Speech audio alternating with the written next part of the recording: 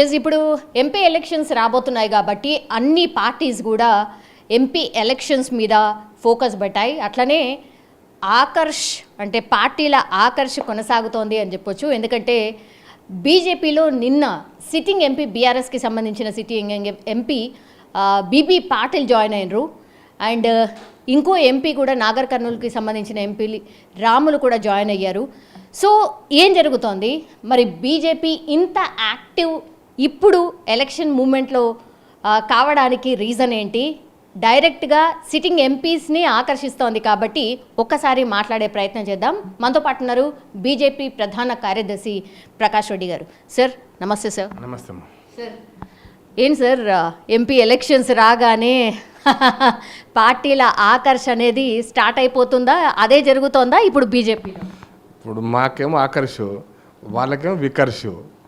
న్యాచురల్గా ఓడిపోయిన పార్టీలో గెలవలేమనుకున్నటువంటి పార్టీలో గతంలో 9 మంది ఎంపీలు కలిసారు టీఆర్ఎస్ పార్టీకి. ఇక వాళ్ళు అక్కడ గెలవలేమనుకున్నప్పుడు సహజంగా వాళ్ళు వెతుక్కుంటారు. అట్ ది సేమ్ టైం మా పార్టీ కూడా మేము చాలాసార్లు నుంచి ఇన్వైట్ చేసాం. అంటే ఎలక్షన్లో గెలవటానికి పార్టీ కార్యకర్తలు, పార్టీ యొక్క వ్యవస్థ, సిద్ధాంతము, గతంలో మోడీ ప్రభుత్వం చేసినటువంటి ఘన విజయాలు ఇవన్నీ కూడా కలిసి వచ్చిన ఆ గెలుపు కావాల్సినటువంటి 10,000, 20,000, 30,000 ఓట్లు అభ్యర్థి కూడా ఇంపార్టెంట్ అవుతాడు. కాబట్టి సహజంగా మేము బలమైన అభ్యర్థులు కూడా అవసరం. ఎన్నికల్లో బలమైన అభ్యర్థులే గెలుస్తారు కదా, బలమైన అభ్యర్థులు కూడా అవసరం పార్టీ యొక్క మిగతా శక్తితో పాటు. కాబట్టి ఇంకా బెటర్గా మంచి పేరు ఉన్నటువంటి నాయకులు నా పార్టీలో ఉంటే ఏ పార్టీలో ఉన్నా కూడా సహజంగా వస్తారు. కానీ మీ పార్టీలో ఎందుకు తయారు చేసుకోలేకపోతుంది? ఎందుకు అట్లా మిగతా పార్టీలను ఆకర్షిస్తోంది? మా పార్టీ ఎందుకు తయారు చేసుకోవట్లేదు? కిషన్ రెడ్డి ఏ పార్టీలు తయారయ్యాడు? మరి బండి సంజయ్ ఏ పార్టీలు తయారయ్యాడు? ఇప్పుడు నేను అందుకోసం 17 నియోజకవర్గాల్లో 17 నియోజకవర్గాలు బయట వచ్చిన వాళ్ళకి ఏమి ఇవ్వరు. మా మురళీధరరావు గారు సీరియస్గా కాంటెస్ట్ చేయడానికి సిద్ధంగా ఉన్నాడు. లేకపోతే చాలా క్యాండిడేట్లు పార్టీలో 20 సంవత్సరాలు పనిచేస్తున్నారు, చాలామంది ఉన్నారు. అట్లా అది ఆ కోణంలో వాళ్ళు వస్తేనే ఇస్తాము, వాళ్ళు ఉంటేనే గెలుస్తారని కాదు. మీకు గతంలో మేము గత ఎన్నికలలో మేము అసెంబ్లీలో 1 సీటు గెలిచిన, పార్లమెంట్ ఎన్నికల వచ్చేసరికి 4 సీట్లు గెలిచాం కదా. బండి సంజయ్ గారు ఈ పార్టీలో పుట్టి ఈ పార్టీని వేరు ఈ పార్టీలో ఉండి గెలిచాడు కదా. కిషన్ రెడ్డి గారు ఈ పార్టీలో పుట్టి ఈ పార్టీలో ఉండి గెలిచాడు కదా.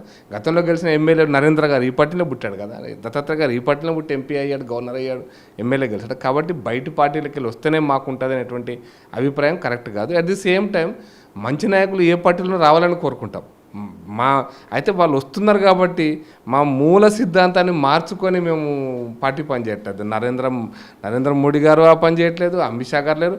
ఈరోజు భారతీయ జనతా పార్టీ దేశ రాజకీయాలలో మేము ఏవైతే విషయాలను, విధానాలను జనసంకాలంలో దీన్ దయాల్జీ చెప్పాడో, నేను ఇంకొక మాట చెప్పాలంటే 1953లో 53 అంటే జస్ట్ ఇమాజిన్ చేయి, 40+ ఒక 70 ఏళ్ళ కింద ఏ అంశాలైతే ఏవైతే తీర్మానాల్లో పెట్టామో జనసంఘ్ పార్టీ మొదటిది సమావేశంలో, ఆ తీర్మానాల్లో మోడీ గారు ఇంప్లిమెంట్ చేస్తున్నారు.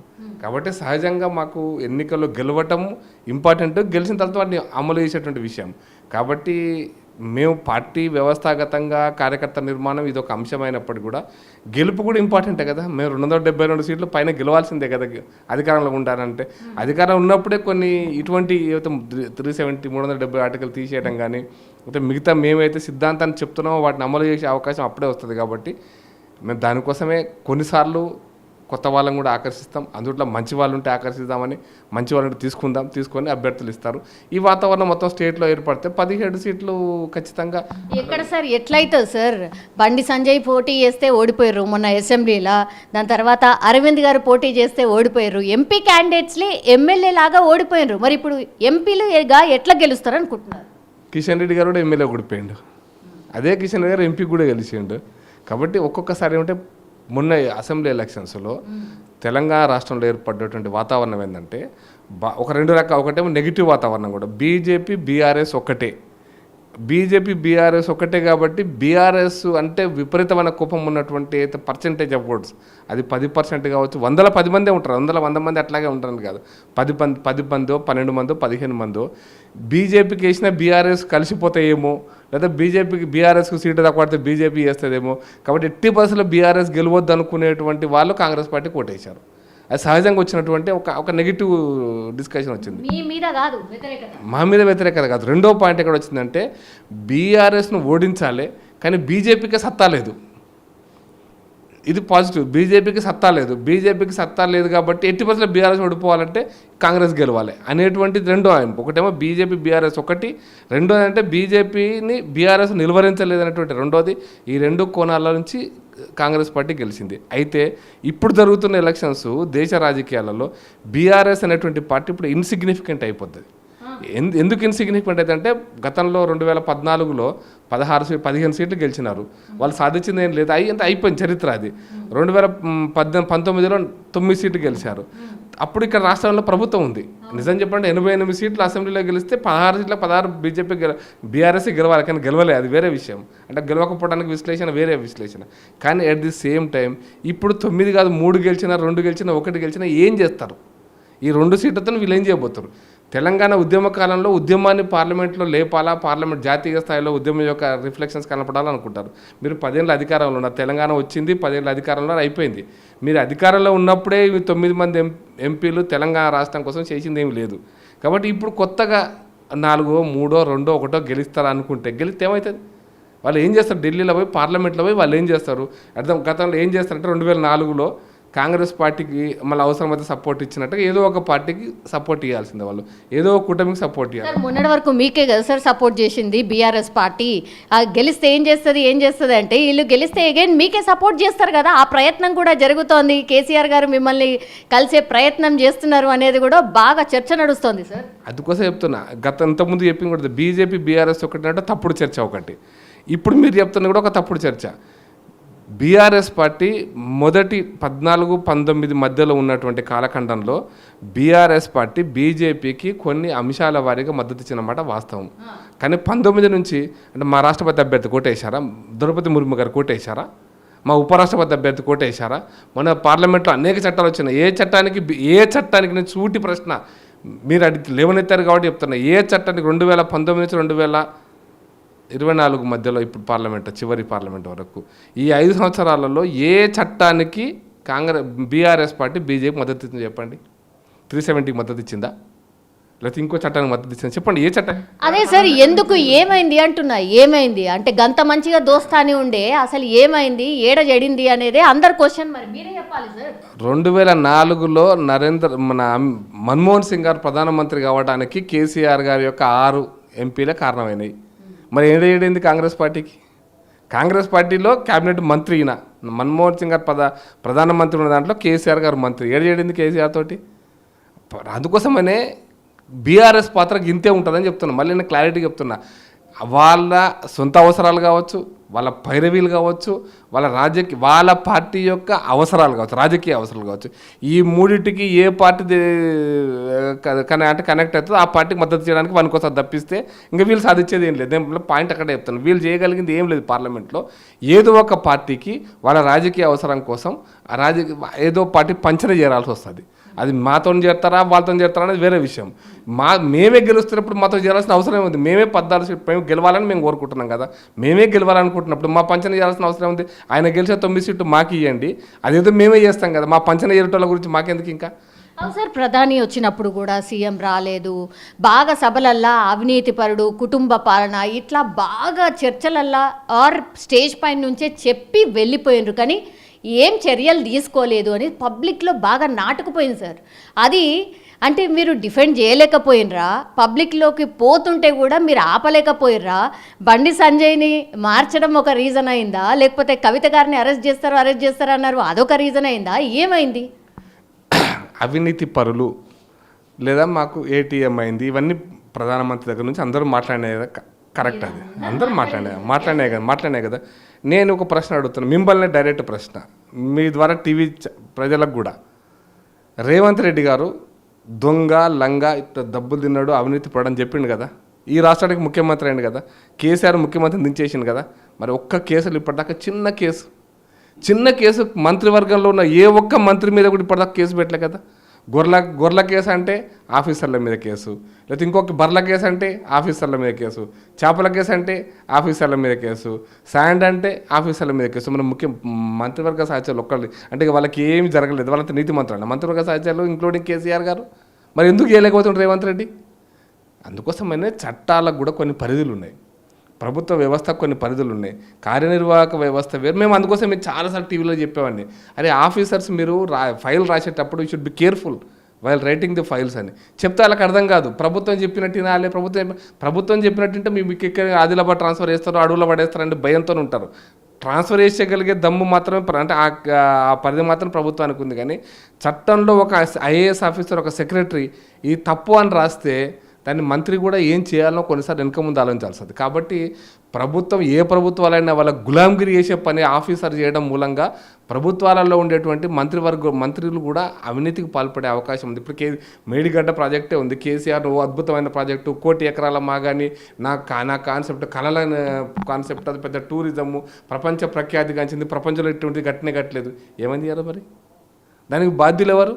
అక్కడున్న ఇంజనీర్లా కట్టిపించిన ముఖ్యమంత్రి గారా? ఎవరు బాధ్యులు అంటే ఇప్పుడు రేవంత్ రెడ్డి ఎంత కొట్టుకున్నా ఇంజనీర్లే దొరుకుతారు వాడికి. రేవంత్ రెడ్డి గారికి దొరికేది ఇంజనీర్లు తప్పిస్తాడా? ముఖ్యమంత్రి దొరకడుగా.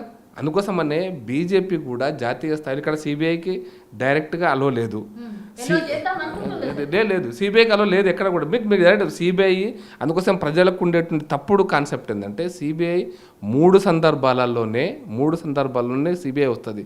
1 కోర్టు చెప్తే వస్తుంది, 2 రాష్ట్రపతి చెప్తే రాష్ట్ర ప్రభుత్వం కోరితే వస్తుంది, 3 ఏదైనా ఒక స్కామ్, ఏదైనా ఒక క్రిమినల్ ఇన్సిడెంట్ అది మోర్ దాన్ 1 స్టేట్ అంటే మల్టీ స్టేట్ అయితేనే వస్తుంది. అది 2 రాష్ట్రాలు 3 రాష్ట్రాలకు సంబంధించిన అంశం అయితేనే వస్తుంది. డైరెక్ట్గా ఒక రాష్ట్రంలోని ఒక ప్రభుత్వం ఇది చేస్తుంది దానికి మీరు కేసు పెట్టాలంటే కుదరదు. ఇప్పుడు మేము ఇంత ఘోరమైనటువంటి దాడులు జరుగుతున్నాయి కదా బెంగాల్లో, మేమైనా చేయగలుగుతున్నామా? Unless it is a multi state project. మీకు అక్కడ ఒక చిట్ ఫండ్ కేసు వచ్చింది, it is a multi state issue కాబట్టి వచ్చింది సిబిఐ. అన్లెస్ ఒక స్టేట్కి అయితే మమతా బెనర్జీ గారు అడిగేదాకా మనం పోవడానికి లేదు, లేదా కోర్టు డైరెక్షన్ ఇవ్వాలి, హైకోర్టు డైరెక్షన్ ఇవ్వాలి, మీ సిబిఐకి ఎంక్వైరీ కోసం సిబిఐకి డైరెక్షన్ ఇవ్వాలి, లైక్ జగన్ కేసు. అంతే తప్పిస్తే ఇప్పుడు ఈ ప్రభుత్వం కోరితే మీరు సిబిఐకి సంబంధించిన కేసు టేకప్ చేయడానికి ఎట్లాంటి అభ్యంతరం ఏం లేదా సార్?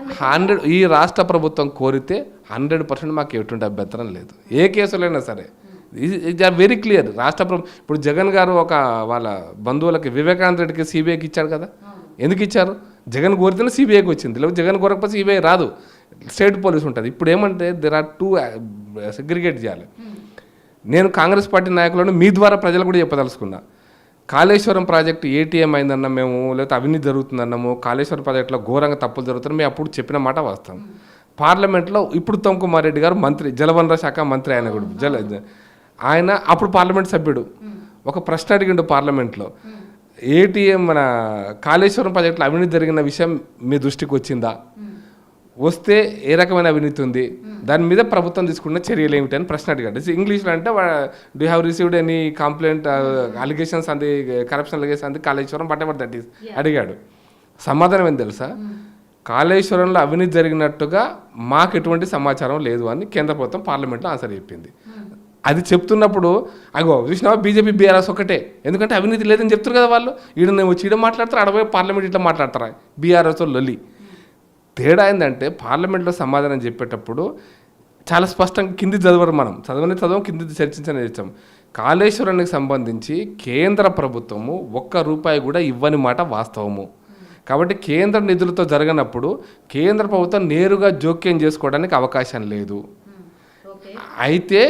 అయితే మేము అడిగినా కూడా as per the government of Telangana we have not received any allegations or complaints about the Kaleshwaram అన్నారు. రాష్ట్ర ప్రభుత్వం వచ్చి, కేంద్ర ప్రభుత్వం వచ్చి, వాళ్ళ ఏజెన్సీ వచ్చి ఇక్కడ కరప్షన్ ఉంటే డబ్బా పెట్టి కరప్షన్ కాయిదాలు ఉంటే మీకు డబ్బులు వేసిపోండి మేము చూస్తామంటే కుదరదు. అట్లా రాష్ట్ర ప్రభుత్వం చెప్పే సమాచారం మీదనే పార్లమెంట్లో ఆన్సర్ ఉంటుంది. ఇది ఫెడరల్ వ్యవస్థలో, భారత పార్లమెంటరీ ప్రజాస్వామ్య వ్యవస్థలో ఇది సహజం.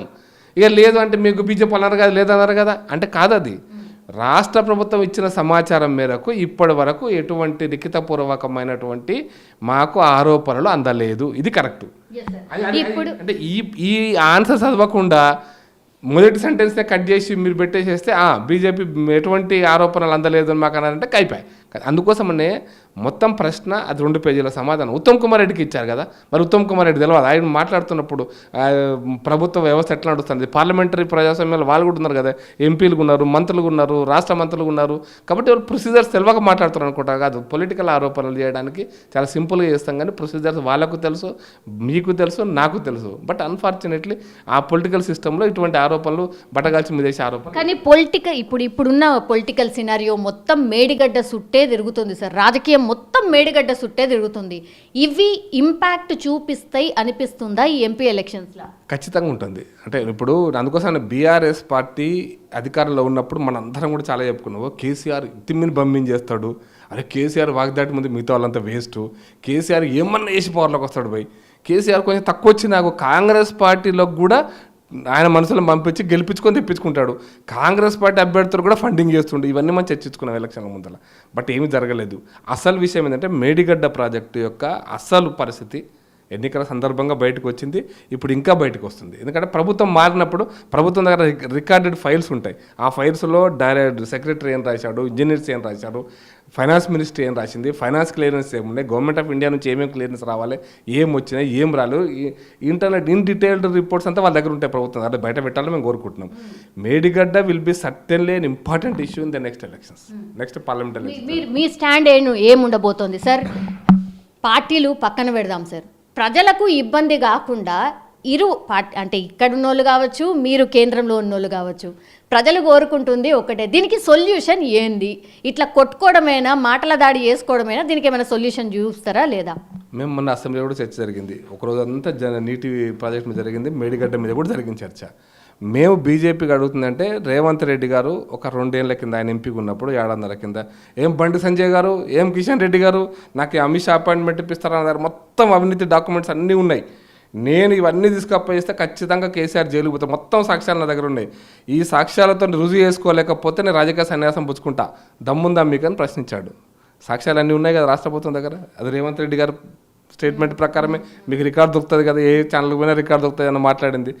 మరి ఆ ఛానల్స్ ప్రకారం మేడిగడ్డ దగ్గర ఎంక్వైరీ చేయించండి. తీసి 1 ఎవరు దాంట్లో తప్పు చేశారు, ఎవరి దగ్గర నుంచి ఎవరికి డబ్బుల మార్పు జరిగిందా, అది క్వాలిటీ ప్రాబ్లమా, అంటే దాన్ని కట్టినటువంటి నిర్మాణంలో క్వాలిటీ నాణ్యత ప్రాబ్లం ఉందా, అసలు కట్టినటువంటి స్థల ప్రాబ్లమా, కట్టే కంటే ముందు తీసుకోవాల్సిన జాగ్రత్తలను తీసుకున్నారా లేదా, ఏమైనా మిస్ అయినారా, తొందరపాటు కట్టడం వల్ల వచ్చినటువంటి సమస్యలు, ఇవన్నీ అధ్యయనం చేయడానికి అఫ్కోర్స్ ఉత్తమ్ కుమార్ రెడ్డి గారు మన అసెంబ్లీలో ఒక ఆన్సర్ చెప్పినాడు, ఒక సొల్యూషన్ కూడా చెప్పినాడు. ఏంటంటే we are giving this total file to national dam safety అథారిటీకి ఇస్తున్నాము.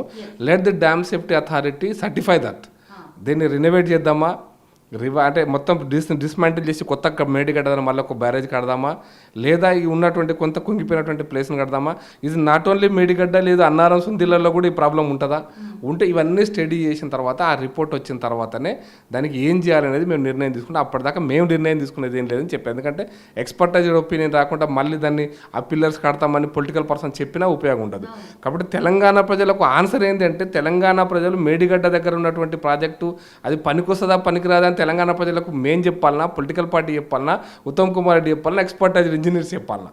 ఈరోజు ఇంజనీర్స్ చెప్పాలి, వాటి కోసం వెయిట్ చేస్తున్నాము. దానికి ఆల్రెడీ గవర్నమెంట్ ఆఫ్ ఇండియాకి వీళ్ళు లెటర్ రాసినారు. లేదా government of India team, expertised team రానియండి.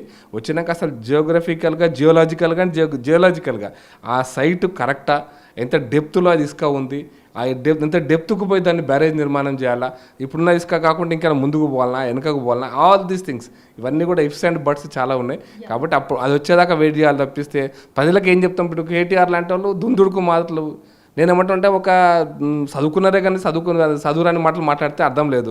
రైతుల కోసం నీళ్ళు ఏంటి, ఏడాపమంటావు నీళ్ళను? ఇప్పుడు Medigadda is the primary nucleus of the project. అక్కడే స్టాప్ చేస్తే అక్కడ నుంచి లిఫ్ట్ చేస్తుంది, ఇలా అన్నారంలో పోసి అక్కడ నుంచి మిగతా 15 ప్రాజెక్టులు అయితే మీరు అంటున్న కాళేశ్వరం ప్రాజెక్టులకు కాలువల ద్వారా నీళ్ళు ఇవ్వాలి. అది శ్రీరామ్ సాగర్కి ఇచ్చినా, ఎస్ఆర్ఎస్పీకి ఇచ్చినా, ఎక్కడి నుంచి ఇచ్చినా అదే ప్రాజెక్ట్, ఎల్ఎండికి ఇచ్చినా అక్కడ నుంచి ఇవ్వాలా. ఇప్పుడు మేడిగడ్డ దగ్గర లిఫ్ట్ చేయాలి, మేడిగడ్డ దగ్గర నీళ్ళని ఆపాలనా వద్దా అనేటువంటిది ప్రధాన సమస్య కదా. అది ఎవరు సర్టిఫై చేయాలా? నువ్వు నేను అంటున్నా కేటీఆర్ అనేటువంటి మూర్ఖుడు అనే పదవి ఉపయోగిస్తున్నా. ఎందుకంటే చదువుకున్న మూర్ఖుడు అంటున్నా. ఈ భాష మాట్లాడి పొలిటికల్గా రెచ్చగొట్టి, నిన్నేదో యాత్ర తీసుకపోయినా వాడు పొలిటికల్ రెచ్చగొట్టి ప్రజలకు నీళ్ళు ఇస్తావా ఇయ్యవా, కరువు వస్తుంది కదా అంటే, కరువు వస్తే నీళ్ళు తీసుకొచ్చి ఇవ్వడమేనా, నీళ్ళు చంపడమేనా? ఇంకా అందుకోసమనే దుందుడుకు మాటలు రాజకీయమే కోణంగా పాలిటిక్స్ ఇటువంటి పనులు చేయకండి కేటీఆర్ గారు. మీరు చదువుకున్న వాళ్ళైతే let the dam safety authority or let the expertise engineers committee certify అది ఎక్కడ అది ఉంచాలన్నా, డిస్మాంటిల్ చేసి కొత్త బ్యారేజ్ కట్టాలన్నా, బ్యారేజ్ కడితే దీన్ని ఉన్నదాన్ని స్ట్రెంథెన్ చేయాలన్నా, ఒకవేళ నీళ్ళు ఆపితే ఎంతవరకు ఆపి మనం లిఫ్ట్ ఇవ్వచ్చు, లేదా బాగా నదిలో ప్రవహిస్తున్నప్పుడే లిఫ్ట్ ఇవ్వచ్చా, అది ఎంత అవకాశం ఉంది, ఇవన్నీ కూడా వీ హ్యావ్ టు వెయిట్. దానికి రిపోర్ట్ వచ్చేదాకా వెయిట్ చేయాలి. ఆ రిపోర్ట్ కూడా తెప్పించుకోవాలి ప్రభుత్వం. ఒకవేళ కేంద్ర ప్రభుత్వం మీద ఇంట్రెస్ట్ లేకపోతే ఈ రాష్ట్ర ప్రభుత్వమైన ఎక్స్పర్టైజ్ కమిటీ చేయాలి ఇంజనీర్లది. వాళ్ళ యొక్క సజెషన్స్ ప్రకారమే బిల్లు నడపాలి తప్పిస్తే నేను ఇంజనీర్ కాదు, ఆయన ఇంజనీర్ కాదు, ఇష్టమైన మాట్లాడితే పాలిటిక్స్లో అది మంచి పద్ధతి కూడా కాదు. ప్రజాధనం మళ్ళీ వృధా అవుతుంది. సార్ ఇప్పుడు ఎంపీ ఎలక్షన్స్లో 1, 2, 3 ఏముంటాయి అంటే ఏం ఇష్యూస్ ఉంటాయి? ఎంపీ సీట్లు కొట్టాలంటే మీ పార్టీ ఏ దిశగా ఆలోచిస్తుంది, ఏం టేకప్ చేయబోతోంది, ప్రజలకు ఏం చెప్పబోతోంది? నేను చాలా స్పష్టంగా చెప్తున్నాను. మాకు ఎందుకు కొట్టాలనేదానికి నెంబర్ వన్ దేశ రాజకీయాలలో ఇప్పుడు 2 కూటమిలు ఉన్నాయి. ఎన్డీఏ కూటమి, యూపీఏ కూటమి ఉంది. ఈ రాష్ట్రంలో ఎన్డీఏ కూటమి మేముగా బీజేపీగా పోటీ చేస్తున్నాం, మాకు ఇక్కడ అలయన్స్ లేదు. యూపీఏ కూటమిగా కాంగ్రెస్ పోటీ చేస్తుంది, వాళ్ళకు కూడా సిపిఐ అలయన్స్ ఉంటుందో ఉండదో తెలియదు. కాబట్టి దేశంలో రాబోయేటువంటి ప్రభుత్వం జాతీయ స్థాయిలో ఏ ప్రభుత్వం ఉండాలి, ఈ దేశాన్ని నెక్స్ట్ 5 సంవత్సరాల పాటు ఎవరు నడపాలనే దాని మీద ఎన్నికలు జరుగుతాయి కూడా, జరగాల్సింది కూడా అదే బేసిస్ మీద. కాబట్టి బీఆర్ఎస్ ఇన్సిగ్నిఫికెంట్ అన్న.